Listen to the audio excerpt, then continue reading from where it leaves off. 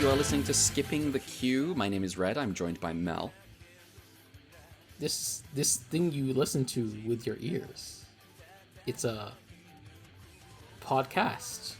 Question mark. A podcast. Wow, interesting.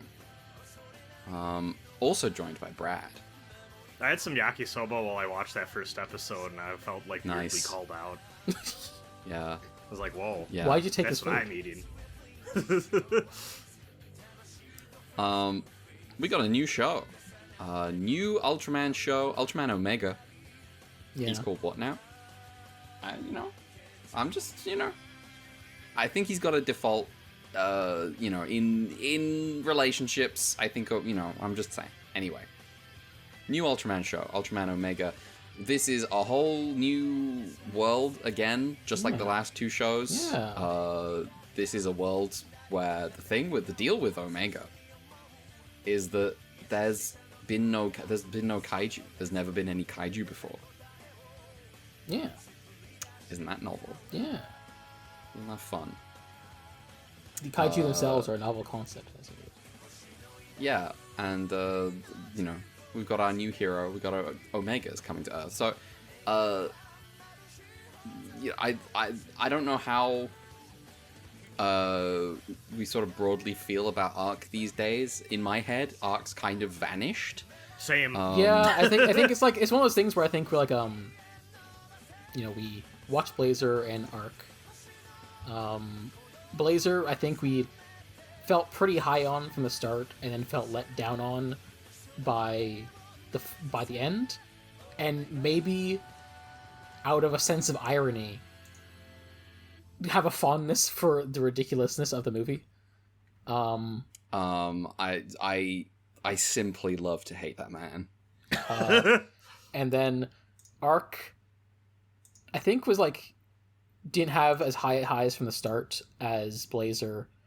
Had a bit of a middle stretch we kind of vibed with, but didn't really stick the landing for us either. And then the movie was kind of a wet blanket, and also not really helped by the fact that I think like the Blazer cast was standing out in a way that was not really true of Arc, even its most standout characters. Like I think there was one guy we latched onto, and even then he was like maybe like not as good as even like the lesser Blazer cast members. So yeah, I agree with that. Like Arc is a show that I think still I would say I probably enjoy Arc more than Blazer, but I also can't lie, I do think Blazer is more memorable. I just kind of felt soured with how it turned out. Yeah. But and yeah, ultimately, it's the memorable shows that last. In the mind, that's like I think tautologically. I think the thing that we carried I think most forward from Arc is Homger and Dogolf. One of those is from the movie. So. Oh god, yeah. The kaiju that needs to explode in the city is simply a perfect purification, distillation of Ultraman. Yes. So thank you very much, Arc, for giving us the tiger that needs to explode in the middle of a city. Yeah. But otherwise, yeah, it's kind of oh well. Yeah. So Omega, not really working against hasn't really got like the biggest competition in the world. Yeah. In my mind. So I'm gonna maintain cautious optimism around Omega. We've got a couple of episodes. The show is 2 episodes deep at this point. First impressions. Yeah, I got just like a minor production stuff I can slide in first, as my usual shtick. Yeah, go for it. Yeah, let's do that. So, skip the queue. We don't go as in depth, and also with the show is new, there's not as much to go into anyway. So brief. Mostly, So first of all, let's say the head director is Masayoshi Takesu, who was previously the director for Ultraman RB and Ultraman Decker. In terms of episodes of shows we've seen, he directed Blazer episode 11 and 12, which is the Gavalga two-parter in the first half of the show. Episode 20, the Teraraki Dead episode. And episode 21, Del Tandil Ace Combat. For Arc, he directed episode 4 through 6, so that's the electric rat, the saltwater fossil, and the inn where the alien gets arrested. They did episode 11, 12, which is the Give Us two-parter, which means friend. And then he did 18 and 19, which is sort of the... Still mad. You're still the Helnarock, and then Arc goes into the Blazer Worlds kind of two-parter. The one with the portal thing. And also, as naturally as head director, he did these first 2 episodes, so I'm getting that trivia out of the way. And he has confirmed what we've kind of already had a sense of going forward. Well, first of all, it's been weird in terms of like branding of like eras, where like New Generation Ultraman has been going since 2013, which means it's going for like maybe the longest of any era combined. And it wasn't sure if like, is Reiwa the start of a new era, or is New Gen continuing? And they have confirmed we are, as a Blazer, we are now entering phase 2 of New Gen, which is whatever. Phase 2 New Gen. It's a new era of, but also still New Gen. Basically, it's some of the stuff we already talked about with like as respect to Blazer that's carrying forward. They're like confirmation. We want to avoid being stagnant, getting caught in the same patterns we kind of were in the 2010s. And part of that is like we're doubling down. We're still committing to like standalone shows, not relying on the legacy as much. Want to like avoid if New Gen is the beginning of Matt Smith, then New Gen Phase 2 is Peter Capaldi. So we're in Peter Capaldi era. Is that good or bad? I stopped watching. Okay. I was about to say, this is whoosh right over my head. This is Doctor Who stuff. But yeah, basically Ultraman maps onto Doctor Who weirdly well. Yeah, is the thing that keeps coming up about Ultraman. But basically, yeah, just like Blazer was an intentional new start in a way. Like we're trying to like not like complete break with the past, but like we want to take it a different direction, and we want to like avoid relying on the legacy so much. We want to create new standalone shows, and so that's just like we're sticking with this, which I think is convenient for us because we are like the mostly release order show. So yes, so we don't know anything about the other shit. Yeah. I mean, Mel does. Yeah. Me and Brad don't. Yeah. We're pure. We're pure. I presume that those New Gen shows are just going to be really good. We'll see. All of them. Every episode. We'll see eventually. Anyway, series composition for Omega is 2 people. We have Toshizo Nemoto, who is he did he did main composition for the second Zero movie and also for Decker. He did Blazer episode 20 and 21. He also wrote Arc episode 5 and 19, as well as episode 6, which is Rin's Professor Crush. Or no? Oh, yeah. Okay, oh yeah, the Inn was episode 7, so I forget what I said about Takesuchu in the Inn episode. That's a wrong, different episode. Anyway. Okay. And episode 16, which is the Mogyujian episode, where we get Zangil somehow appearing at the end of the episode. Oh yeah. And he did the... And that's good. That's good shit. He wrote these first 2 episodes as well. Any other series composition guy is Junichiro Ashiki, who worked on Trigger and Decker as series composition. For Blazer, he did episode 11 to 12. He did episode 22, which is the insurance hero guy, and also all the recap episodes. Then for Arc, he did episode 4, episode 10, which is the Noisler, and episode 23. The fucking Noisler. Trigelos. And then he also did some more recap episode Rarity. And just finally, rounding off the main cast, we have Omega / Serato Okita, played by Shori Kondo, who apparently, because of his physical abilities, was handpicked by Takesu. It's okay. We have Kosei Hoshimi. What does that mean? I don't fucking know. I'm just relying on the wiki. Kosei Hoshimi is played by Haruto Yoshida, and then Ayumi Ichido is played by Ayano Kudo. Those are the main 3 that we have. And that's cool. it. That's all I got. Sick. Yeah. Wow. Should I tell people what Omega is? Yeah. Yeah, might as well. All right. Ultraman comes from space. He's a space alien. He's fighting aliens in space. Yeah. He gets knocked out. He lands on Earth as a human. Amnesiac, doesn't remember fucking anything, and he's like, fucking, what the hell's going on here? And meets up with a guy who's, what's his name? Kosei. Jose. And he's like, he eats Jose's food, and he's like bothering Jose, being like, what's this? This is a radio. And a kaiju shows up, and him and Jose are like dealing with, you know, the consequences of this, as like people are escaping, and you know, children crying, people, you know, causing the kaiju causing divisions between people, and then at some point, Omega remembers, oh, I can go big, and I can be Ultraman. I remember. He turns big and red. This is a very naked Ultraman. This is naked time. Just like he shows up on Earth at the start of the show. So true. And then he fights, you know, he's got he transforms using his eye slugger. Yeah. He fights the kaiju, defeats the kaiju, and the day is saved. And he turns back into a human being and tells Jose, he's like, oh, my name's Omega.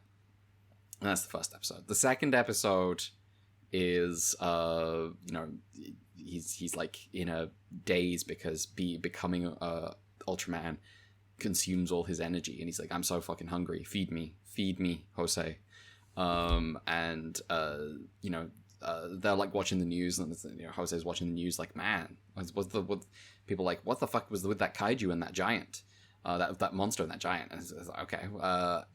Then there's like a new kaiju poisoning like land, and there's like an investigative unit sent over there, and Omega and Jose like drags Jose out there, be like, okay, we're gonna go over there ourselves. He like leaps over like a blockade, winds up meeting, what's her name again? Ayumu. I have the names pulled up. I think it's Kosei, not Jose, by the way. Yeah, I'm stupid. Kosei. I misheard. Kosei and Omega meet Ayumu, and Ayumu's like, what's your name? And Omega's like, oh, my name's Omega. And Kosei's like, no, it's fucking not. Your name's Sorato. And he's like, oh, I like that name. And they work together to try to figure out what the deal is with this kaiju and where it might be. And you know, Kosei's like, yeah, this guy Sorato is like he's like an expert in kaiju. And she's like, oh, he works at a university, and he's like, he lives in the mountains actually. He's like he does the Goodwill Hunting thing where he's like, yeah, my boy's wicked smart. Is this show gonna end with Omega going off to space in the wake of Kosei telling him, Kosei tells him, if you're still here in 10 years, I'm gonna kill you.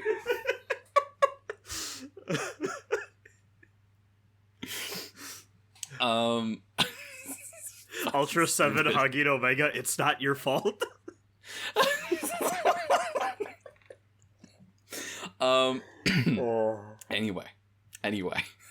Anyway, so they figure out where this kaiju is. They head to it's hiding out at a dam.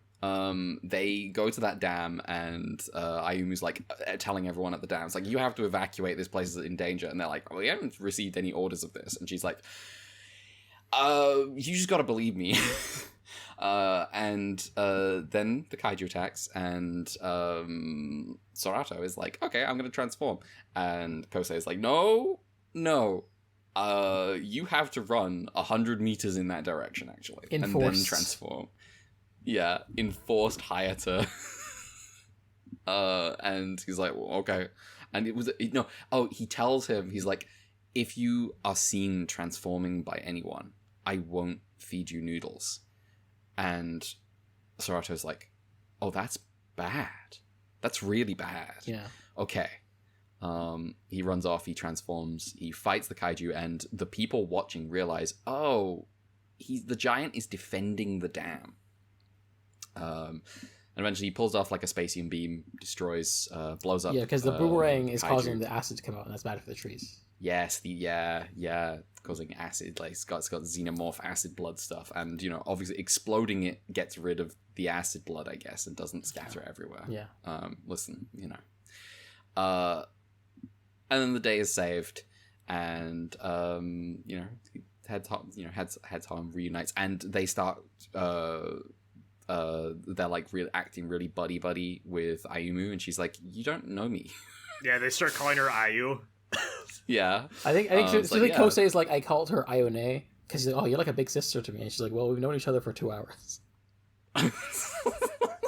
And then Serato, because he knows nothing, is like, "I guess I'll also call you Ione," and she's like, "I think you're close to my age," and he's like, "What is my age?" How old am I? And that's basically the 2 episodes. That's the two episodes we got. A teaser for what's good.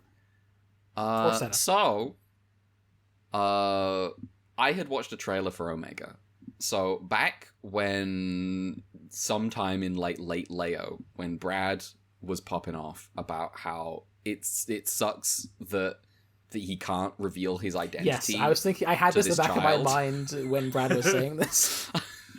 And I was like, oh, Omega does this. Yeah. I've seen this in a trailer. Yeah, like this is the thing that this is the main difference. The Omega's bringing to the table that's like at least different from the shows we've seen, is that Omega, as like a guy who doesn't know anything, is kind of put into a man-to-man buddy relationship, so to speak. With an everyman guy who's sort of like his handler almost.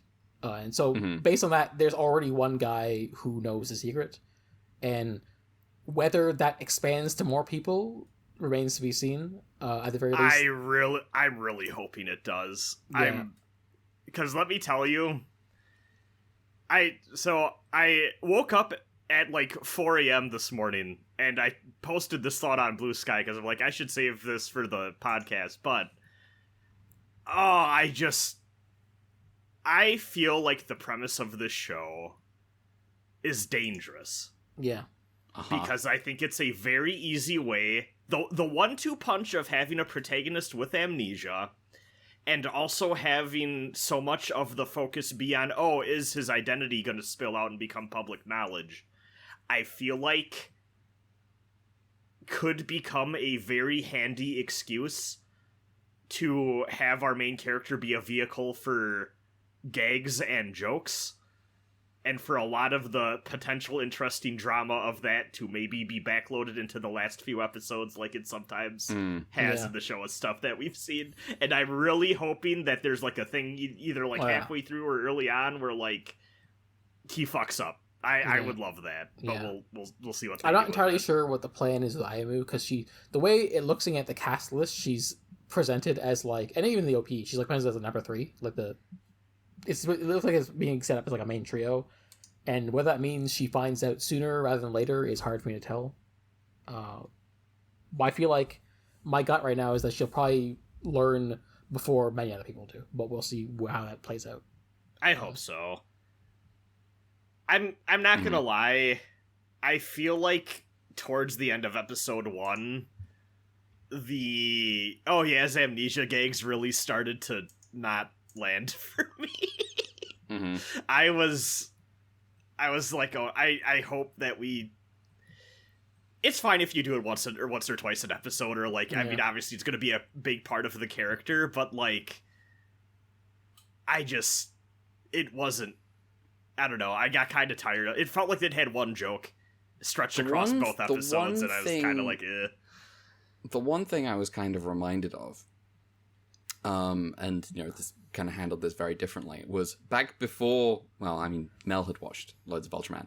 Back before we had watched loads of Ultraman for this podcast, we started with Shin Ultraman, and we had that main character, we had the guy show up and just started acting weirdly, and like he didn't know things, but like in a strange way. and like this kind of like alien living among humans thing was, you know, in that movie was handled in like such like a I don't know, in like quite an efficient way. In a way that I feel like it kind of I feel like it isn't here. I feel like they belabor it a little bit in terms of like they're always doing this, like him like cocking his head and going and I don't know,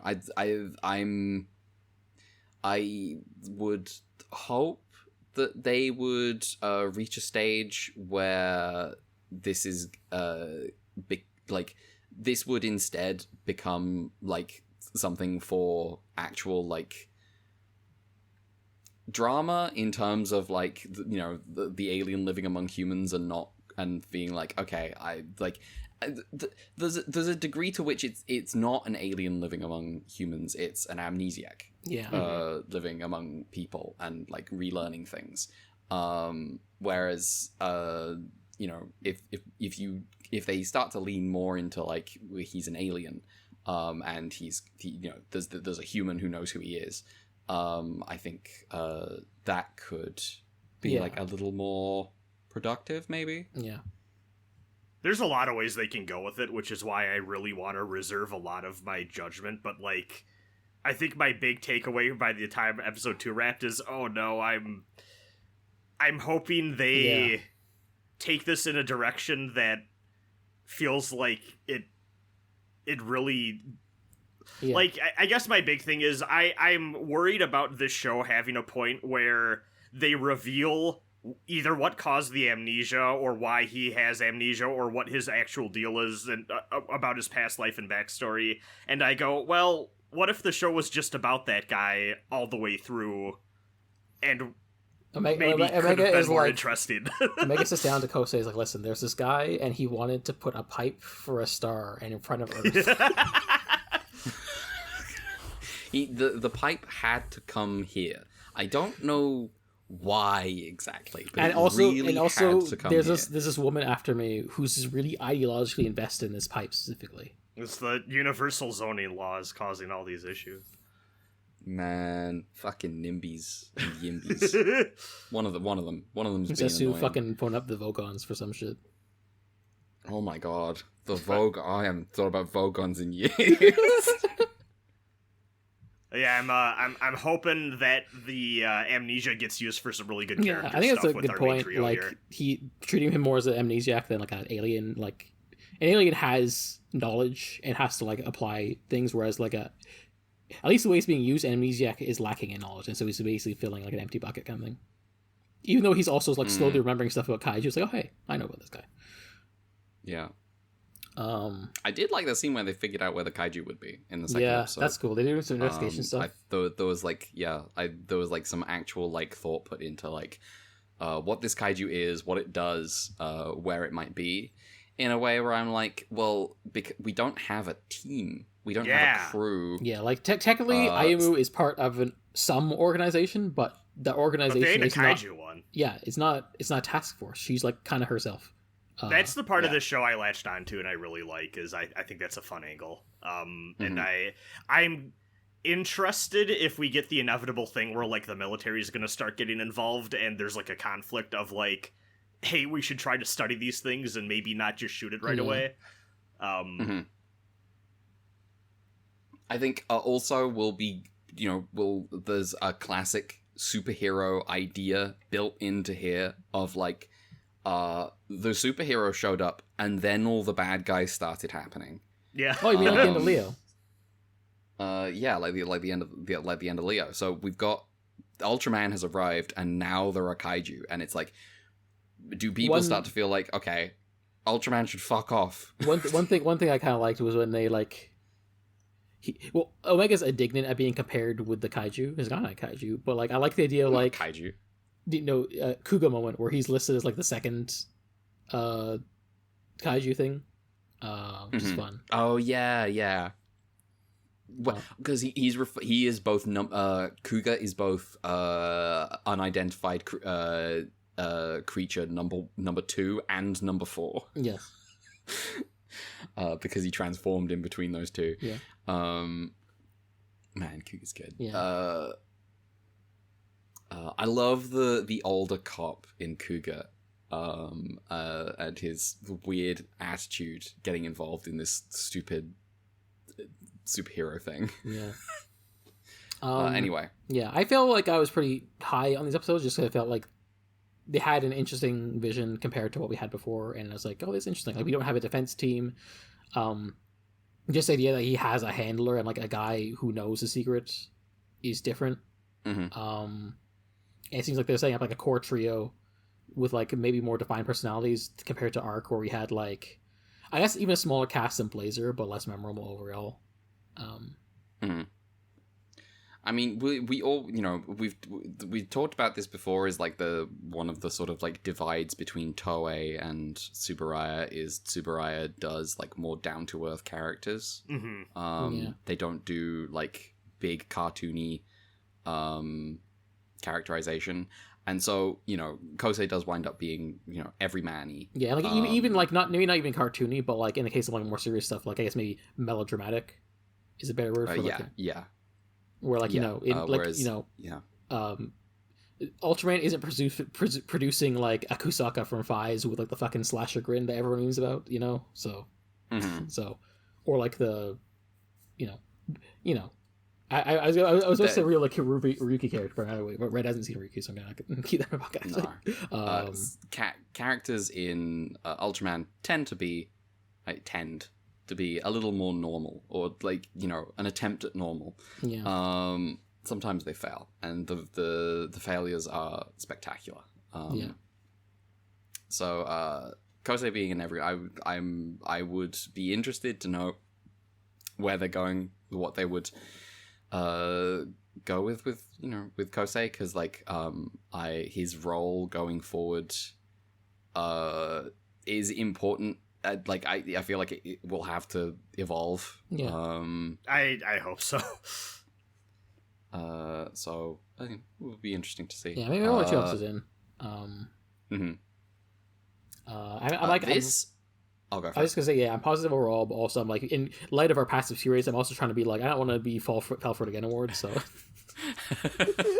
it's, you know, it is what it is. I'm gonna look at Ultraman Omega. I'm gonna look at him. He's got a lot of red, which is interesting. He's got a lot of red. His whole head is red, basically. Yeah, I think his design slots between, I like it more than Arc, maybe a little less than Blazer, but also Blazer I feel like is a banger all-time Ultraman design from the ones I've seen. Yeah, it's really good. It's also really unique, so. Yeah, but I like the red. I think it's fun. I think I prefer this one to Blazer ultimately. Maybe, I'm not sure. No, you know what? Blazer's so cool. Blazer is so cool. The lightning effects add a lot to me for Blazer too, admittedly. The problem with Blazer is the final form that gives him the most power, and I'm like, get out of here. But for the movie, he did shed that final form for the big fight at the end. Yeah. So I was like, yeah, hell yeah.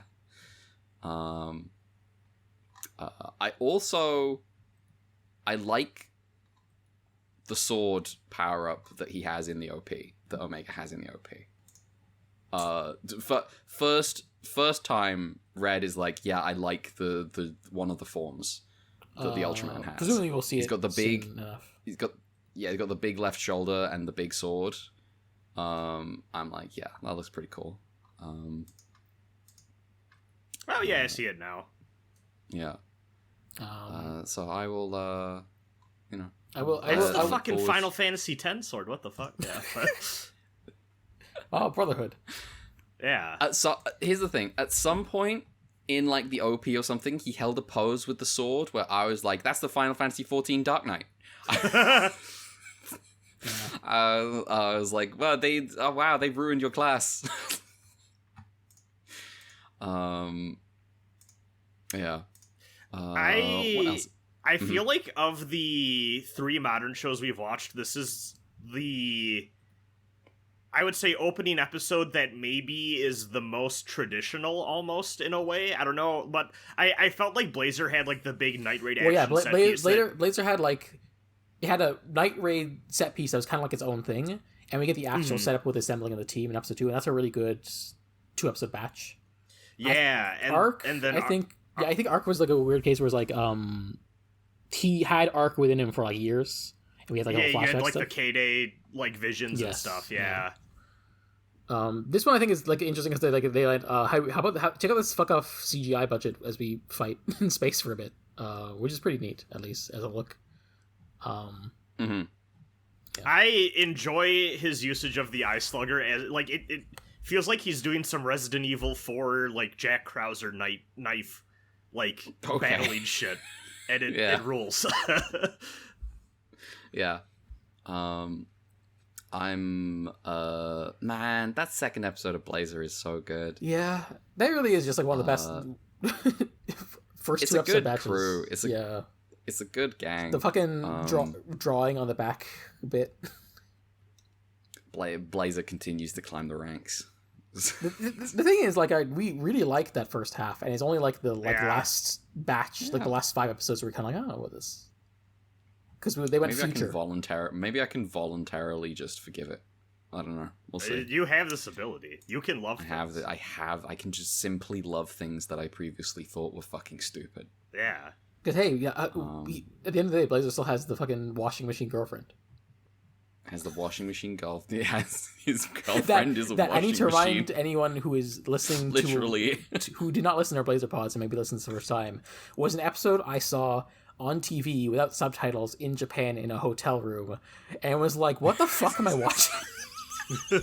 You just got the raw, uncut, the beam that makes you take off your shirt. I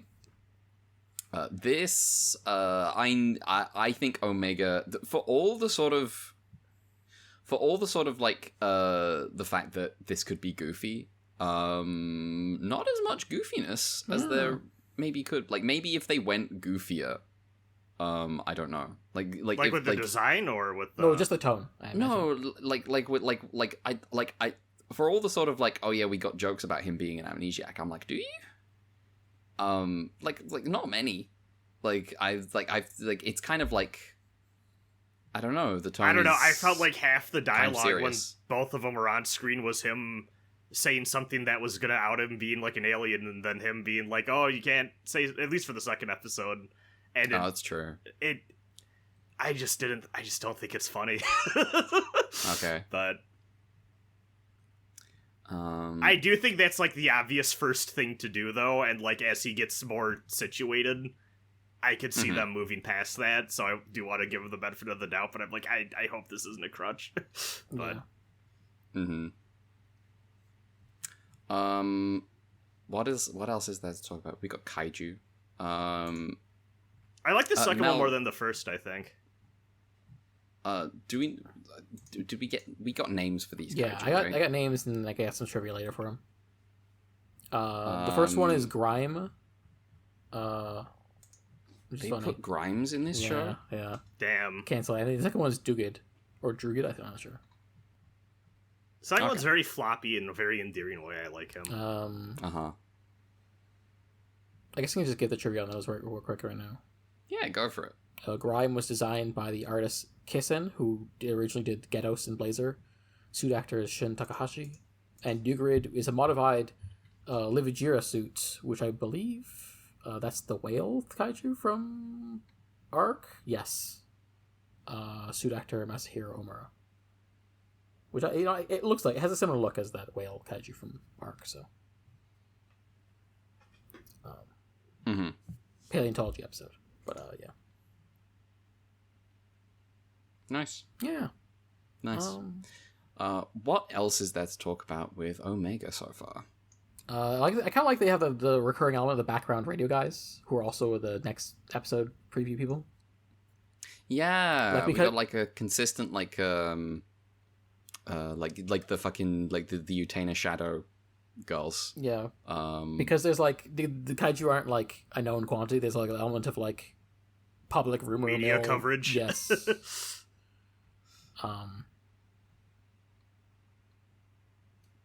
We need the guy who's like, listen to my kaiju podcast.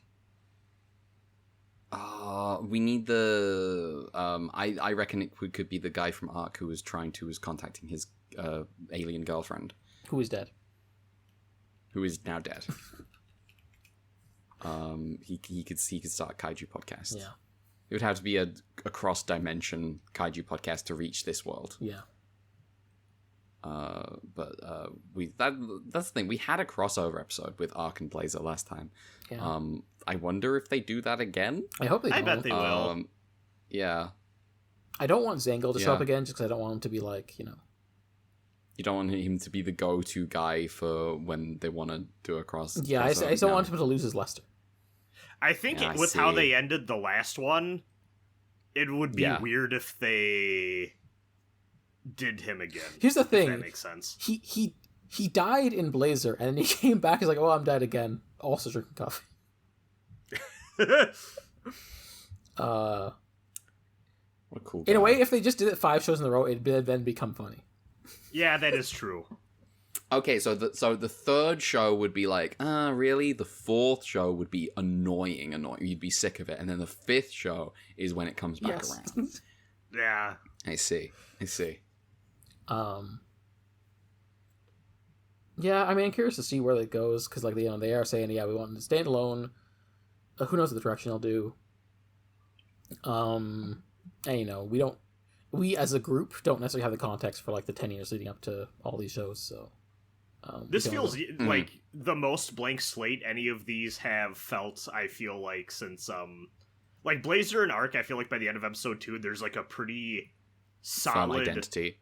Yes, of, like, this is what this show is going to be week to week, and this, I almost feel like I feel like the third episode is probably going to be the start of our flow now that our main trio is established, if that makes sense. Because we introduce Ayamu, and she's also, like, not part of the main trio so much as, like, there's a duo, and then she's the third one. Like in Naruto. Yeah, I'm curious to see what they do with it. I won't lie, I do... While there's elements here I like and was interested in, my takeaway from both of these is I was just a little bored. But I hope they take in a direction that's kind of interesting. I almost in a way kind of like that it doesn't feel like there's a big promise at the outset of this one like there maybe was with the last two. Which kind of results... Yeah. It kind of gives you a different feeling going into it, where it's like, I feel like I'm unwrapping what is this, instead of being like, oh, here's the pitch and here's how you're making good on the premise. I do wonder if some of the pitch is just like, oh, he's an alien now who doesn't know shit. And like part of the pitch today is definitely like, kaiju are new. Yeah. He's part of the pitch. Mm-hmm. And I that's the, like I said, that's the part I'm really vibing with. I hope they do. I'm hoping that, like, because it's like a trio, we get a bit of like a fucking Ultra Q dynamic a bit. Okay. That'd be fun. Yeah, that could be nice. June is just an amnesiac, still hyper competent guy who can turn big. Yeah. I'd be down for that. This just is June. He just acquired the ability to do this at some point. I believe it. The Yuriko, instead of being a hair. journalist, she's like on Science Scoop, so she's doing research. Exactly. You should watch Ultra Q if you haven't, by the way, if you're listening. Yeah. You know, the actor who plays Fuji in Ultraman, she does things in Ultra Q. Yeah. She's fun. She isn't just like, okay. She turned tiny that one time. It was like, everyone hates me. She turned tiny that one time. It is funny how, like, early on we had episodes where, like, damn, why is this so weak? And then we get worse episodes like, actually, that was pretty good in hindsight. Yeah. The tiny episode of Ultra Q is good. It's good. It's just at the time we were spoiled for choice. True. We did not reassess our evaluation of Fury of the South Sea, so that one's still bad. Yeah, true. What if a giant racist octopus showed up in this one? The octopus was not the racist one.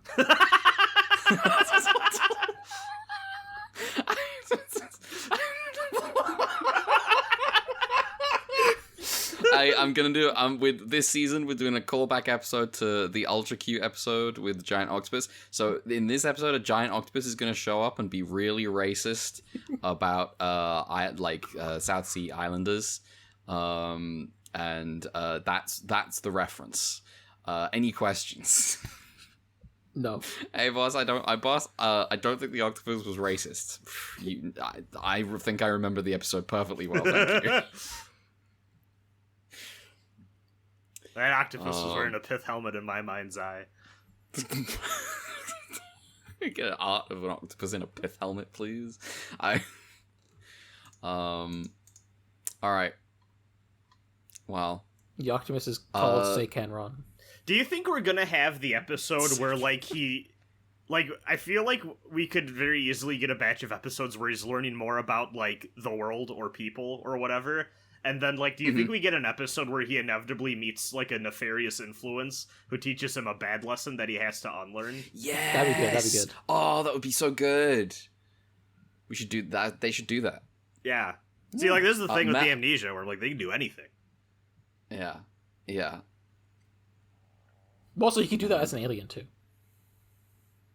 Yeah. That is also true. Yeah, we'll see. Amnesia, I feel like there's, like, an element of, like, teaching a baby to hold a gun, though, that, like, is more sinister. I don't know what's sinister about teaching a baby to hold a gun. It's just, you know, it's self-defense. Well, I need to get Westerns away from you. This is bad.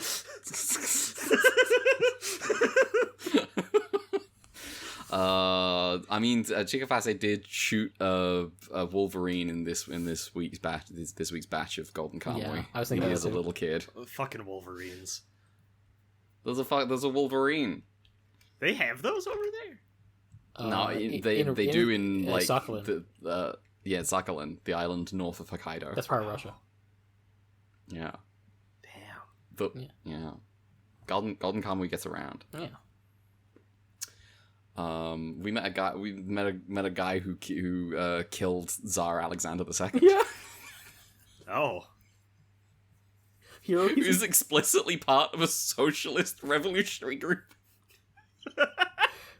It's crazy. I look forward to Golden Kamuy / go back and listen to it depending on when this comes out. Yeah. Well, do we have anything more to say about Ultraman Omega at this point? I don't think so. Yeah, I mean, it's first impressions. There's only so much you can say. Yeah. I mean, we don't have to. We used to make skipping the queue episodes that were 45 minutes long. It was good. Yeah. It was a good time. Yeah. I'm happy to do that. Somehow we got like 45 minutes out of like single episodes of Blazer, and that's kind of wild. But well, we did that by talking about Bionicle. That's true. We did that by talking about fucking anything else. That's true. Someone should give Soruto a Bionicle. He'd love Bionicle. That's how he gets the sword idea. He's like, I want to be like guy with. He's I want to be like the red guy. He's the red guy with the flaming sword. He's the red guy with the flaming sword. He's not the imagination guy like Ark is. He's not the imagination, but he can learn. He can learn. He'll drink from the cup. What is recovering amnesia but having imagination? So true. So true. Wow. What if do we have any emails? The amnesia? Oh yeah, I do have email. First we do color timers, then I'll do the email. Oh, what if he's faking the amnesia? That'd be really funny. That'd be pretty good. We get like 5 minutes in, and he's like, listen, it was a good bit. I think it's gone on too long. There's an episode episode of Unsolved Mysteries I watched recently where they're like, oh, please help. Do you know this guy? He came onto our, his friends encouraged him to come on our show because he has amnesia. And then it's like, update. Well, he was wanted in another state for stealing a food truck. And it's like, oh yeah, I'm sure he had amnesia. Gonna apologize to Brad for a sec. Surumi somehow recruiting another guy by faking amnesia. As a thing, he would do this. He would do this. He lost part of his brain. That's where all the memory is. Yeah, he's a no-brainer. Color timers. Color timers, then email. Episode 1, the space battle is 2 minutes 23 seconds, and the battle on the ground for the actual first transformation is 3 minutes 45 seconds. Episode 2, the battle is 4 minutes 47 seconds. Transformation, I mean. Excellent. We have an email? Yeah. From Mothra Fanboy. I think it's been a bit. Hello, Mothra Fanboy. Hello. Welcome back. Mothra, hang on, it might have been a bit because I think is Mothra Fanboy the person who emails in when they finished a whole show? Yes. Yeah, I see. I think Taro's the next one, so, you know. Mothra Fanboy, this email better not have been you finished the whole show. This one's... Okay, no, actually, they do say they will progress update on Taro later, so yeah. This is just about to make it, don't worry. Okay. They know. Okay. They know. And they know. I'm just, you know. Anyway, after watching Ultraman Arc and really liking it, I was really excited for Omega. However, after watching these first two episodes, I'm not the biggest fan of this new show. I like the idea of an Ultra losing memories, and the opening scene is great. However, I find the first episode kind of super slow. The characters are kind of unlikable, and I hate how there's only 3 characters and not even a defense team. I like how it's different, but I don't like it. I feel like personally, I'm like, well, I can do that in a defense team. But I can also understand, I can also understand how, like, having a defense team sometimes mean that, like, you have a bigger cast from the jump. But, you know, there are other ways. There are other ways to do it, though. There are other ways to get a big. Because I feel like you know we don't necessarily need what if a military guys to do operations. What if this was the Ultraman where he was working with the cops, like in Kamen Rider Kuga? Having seen more shows than not where the defense team is a staple, I think right now I am pro let shows not have them just for the sake of the variety. I think that makes it more fun. Like, it's been like basically 90% of the shows we've seen have had a defense team, so I like us having variety. And then Leo got rid of... Say what you will about Arc, I kind of like how you had kind of the split there of, like, the investigative team and the, like, actual... And Shu as the actual defense team guy, who's wait a minute. Like, that was fun. Once I'd seen the last 3 episodes, I did suddenly decide that I liked the stretch of Leo where there was no defense team. Yes. I was just maybe it was good. That was a fun bit. Like, you know, he was just, like, doing it on his own. Yeah. But yeah, it's fun to, you know, it's fun to get, you know, he just, you know, to get a little camaraderie with it. Anyway, I was super bored throughout the entire first episode. I like the second episode a bit more, especially the scenery, and I'm a new,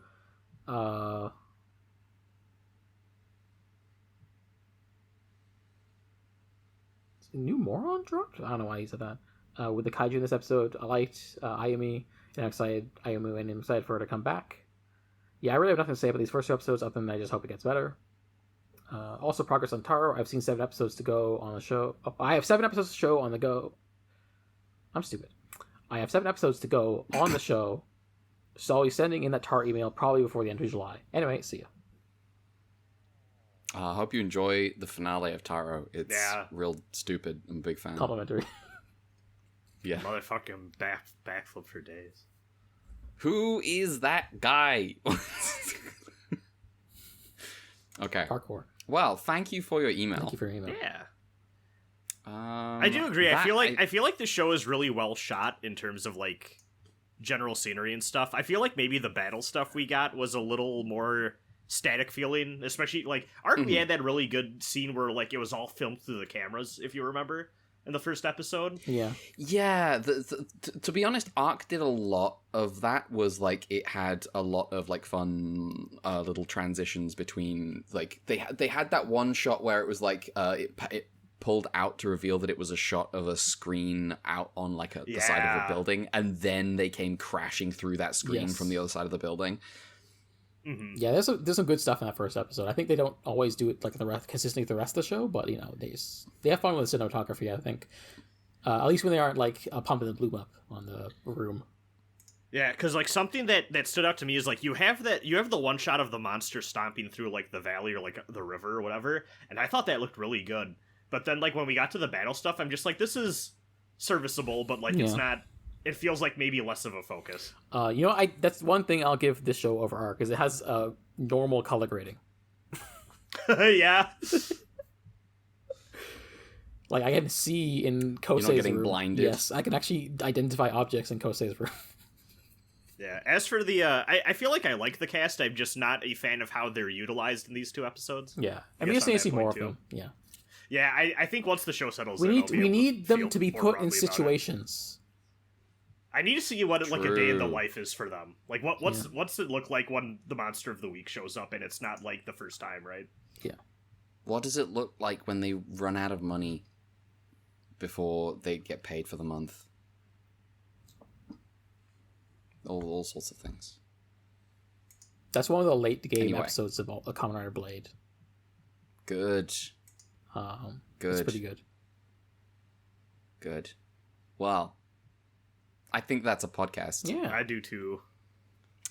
So we will be seeing you sometime from now I have a to schedule. talk about Ultraman Omega. Yeah, you have a schedule. When are we next talking about Ultraman Omega? Let me just open up the spreadsheet. This is like tentative because who knows when they'll actually put like the break in the show. Oh yeah. We'll as we get closer, we'll talk. Yeah, about but it. like tentatively, the next one will be like towards the end of August, either last or second to last week of August. Cool. So yeah, that we'll be talking about the next batch of Ultraman Omega, It'll be which will 5 probably be episodes. like 5 episodes. Yeah. And until then, we have other shows. We do our Ultra Q show, so going through Ultraman mostly in release order. We wrapped up Leo. We did the Hanuman movie. And we covered a manga last week. Yeah. I think the last few episodes of our show have been really, really good. In spite of what we watched. Listen to those. In spite of what we watched, and what we read. But it's I think it's been good. And I also feel like next week it's nice because like I feel like almost nobody talks about those things, especially the manga. Yeah, and also they're nice ones because Breaks it up a little bit. Hey, if you've not watched a million episodes of Ultraman, you can just listen to that podcast. Yeah. You don't actually need us. You don't actually need to follow along with a 50 episode show. Speaking of following along with 50 episode shows though, next week we will be starting presumably the best Ultraman show, Ultraman 80. Confirmed. Yeah. And I should we'll be also watching- clarify too. I mean, it doesn't matter because it's like the second batch, but the 27th I will not be here. I'll be in Canada. So. Okay. Or I guess I should say coming back from Canada. So. That's fine. Yeah. Second batch is fine. Yeah. So yeah. Next, so we've got a Golden Kamuy Detour Quarry out this week as well. That will either have been already uploaded before this episode or uploaded after this episode. No idea. Point is, same week. Yeah. Next week, beginning Ultraman 80, 3 episodes. See you there. Plugs. If you want to follow our shows, you can do so online. We are on Blue Sky at Ultra QUEUE. We are also on Twitter at Ultra_QUEUE. I am also on Blue Sky. I am at Red November. But not for long, maybe. I don't know. I mean, I have a VPN, so, I'll be fine. But, Yeah, but what? the UK government is, right, wants to see my driver's license to let me log into Blue Sky. Oh yeah. Yeah. I forgot about I'm that. like, okay. No. Yeah. That sounds like Yeah. you need one of them. Their VPNs. Yeah. I have one of them. Thanks to our sponsor, NordVPN. No, do not, ladies and gentlemen. We are not sponsored. Mulvad. You want Mulvad. It's Mulvad are the ones that are they got raided by the cops and the cops found nothing. And while you're at it, if you have some mental health issues, let me tell you about BetterHelp. Jesus Christ. I watched a really good video a few months back, and then halfway through, she was just like, let me tell you about today's sponsor. And I went, no. And I looked at the comments, and all of them are like, you need to find a different sponsor. And don't let me I'm glad and that people have standards about that. if you like random nerd memorabilia that just takes up random space in your house, let me tell you about Loot Crate. Yeah. We need to start God. Ultra Crate. Do you want a mug with my face? Do that you're not never tell gonna... Tsuburaya about this. Well, no, I'm saying this is for our podcast specifically. I see. If people want a mug that they'll be too embarrassed to have out when friends and family are over of my face, we could get that in a box. Yeah, exactly. Some of our choicest quotes on mugs. Yeah. Yeah, like Brad's choice quota, we gotta start topping Jackal. Yeah. I did not know. I did not internalize the meaning of those words when they came out of my mouth. Listen. So this is just how it goes. Yeah. All right. Did I do I did. so. Sorry, I interrupted myself because of the Blue Sky thing. Mel, your plugs. Hi, I'm at Dear Crowns on Twitter and Blue Sky. We got an email, ultqpod@gmail.com, and a coffee, ultqfund, Brad. I'm being invoked on Blue Sky and on YouTube. I've decided my brain can't find peace until that G-Quux video is out, so I am working on it once more, actually. The spoiler cast did not get my feelings out. Yay. I will have fun watching that. Eventually. Go listen to our spoiler cast, by the way.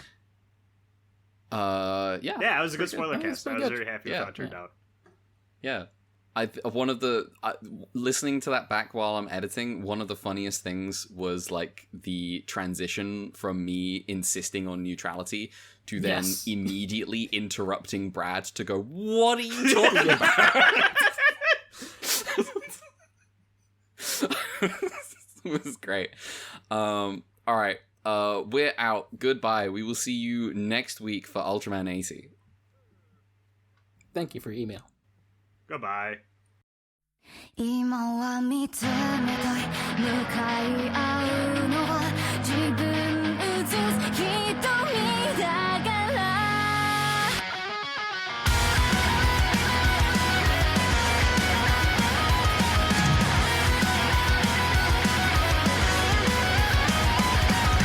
ムースリン繋いできたけちゃそこから触れた思いに気づけないいつしか信じた胸に光る真意は満ちた月を見上げ消えないようにずっと探せ存在証明 for 参戦となす影を分解しよう切り裂いてきたペース共に生きるそのフェイス Stand up 突き進んで break 決められてたルールでじゃないんだ Prove what you prove the proof Why don't you believe me 見ていたいずにここにいる意味に君を感じたい強く響かせようもう決して失わない記憶よりも確かなんだ導いて Shiny Eyes 何をなすべきなのかそれは答えじゃない作り出していくピース一つ一つ集めるほど感じる刃のような月の影にある消せない願いいつも探してるギャリーギャリー本当の自分見つけたい Racy Racy そこまでも迷いも全てそれ始めないもんこの戦いを I always believe in その目に映る自分にはなぜか迷いを感じないだから踏み出そう心が選ぶ道繋いでくのは昨日じゃなく明日へのリンク Run us by myself run Run us by myself run Now take it back back in time We are not still around Who am I? Who am I? Keep the cast going around See the light 眼差しなさ見つけたまやんすいつした心重なっていく分かり合うことの奇跡に自分の瞳じゃ見えない自分自身きっとかけてた月がまた満ちてくための日があれば You are my missing link 過去と未来をつなぐのは今という瞬間ただ守りたいという想い消えなかった実まるせ見つめ合える時代なんだ導いて Shiny Eyes Thank you for your email.